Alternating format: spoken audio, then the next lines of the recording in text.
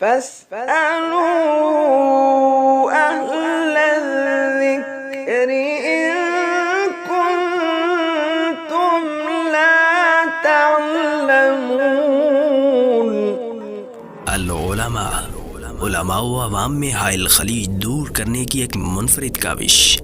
بسم اللہ الرحمن الرحیم۔ لجنۃ العلماء للافتاء، فتویٰ نمبر 207، 20 اکتوبر 2021۔ سوال: ایک آدمی کی مارکیٹ ہے جو اس نے کرایہ پر دی ہوئی ہے اور اس میں مختلف لوگ کام کرتے ہیں جیسے سودی کاروبار وغیرہ، تو کیا مالک سے اس کے بارے میں پوچھا جائے گا؟ مطلب وہ اس گناہ میں شریک ہوگا؟ اسی طرح جو آن لائن ویب سائٹ پر کام کرتے ہیں جس میں سودی کاروبار کرنے والے بھی ہوتے ہیں اور ویب سائٹ ان سے کرایہ لیتی ہے، تو اس کی شرعی حیثیت کیا ہے؟ وضاحت فرما دیں۔ جواب: الحمدللہ وحدہ والصلاۃ والسلام علی من لا نبی بعدہ۔ جب بھی کوئی آدمی کاروبار کرتا ہے تو اس کا مقصد صرف دولت اکٹھی کرنا نہ ہو، بلکہ اس کے اور بھی بہت سے تقاضے ہیں جن کو پورا کرنا مسلمان کے لیے ضروری ہے۔ ان میں سے ایک اصول تو خود قرآن کریم نے بیان کیا ہے، وَتَعَاوَنُوا عَلَى الْبِرِّ وَالتَّقْوَى وَلَا تَعَاوَنُوا عَلَى الْإِثْمِ وَالْعُدْوَانِ وَاتَّقُوا اللَّهَ إِنَّ اللَّهَ شَدِيدُ الْعِقَابِ۔ سورۃ المائدہ آیت نمبر 2۔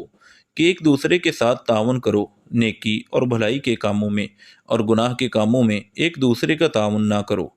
ایک آدمی جب مارکیٹ بناتا ہے تو صاف ظاہر ہے اس نے اپنی دکانوں کو کرائے پر دینا ہے، لیکن وہ ایسے شخص کو دکان کرایہ پر نہ دے جس کا کام خالص حرام ہے۔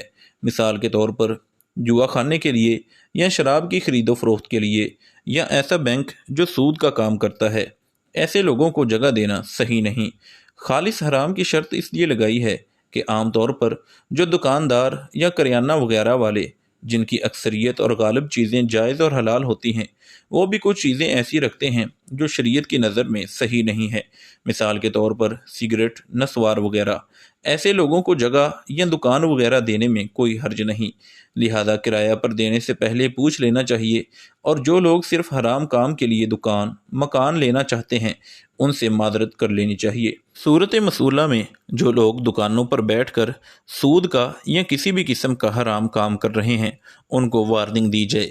اگر وہ باز آ جائیں تو ٹھیک، ورنہ انہیں وہاں سے نکال دیا جائے۔ اور اگر ایک خاص مدت کا معاہدہ اور ایگریمنٹ کی پابندی کا مسئلہ ہو تو اس کے ختم ہوتے ہی ان کو اٹھا دیا جائے۔ اگر مارکیٹ مالکان صرف پیسہ بنانے کے لیے خاموش رہیں تو اس حرام کام کے گناہ میں برابر کے شریک ہوں گے۔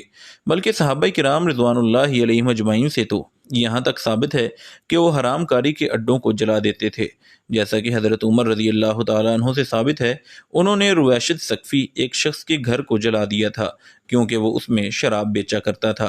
اسی طرح حضرت علی رضی اللہ تعالیٰ عنہ سے بھی روایت ہے انہوں نے ایک بستی کو جلوا دیا تھا جس میں شراب بیچی جاتی تھی۔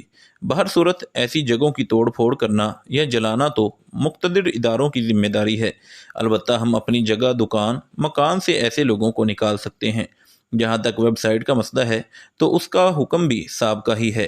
جو اچھے یا جائز کام کرنے والے ہیں انہیں اس میں کام کرنے کی اجازت دینی چاہیے، اور جو برے، گندے یا حرام کام یا سودی اور جوئے بازی جیسے کام یا حرام و ناجائز کاروبار یا خرید و فروخت کرنا چاہتے ہیں ان کو ایسے کاموں کی قطعاً اجازت نہیں دینی چاہیے۔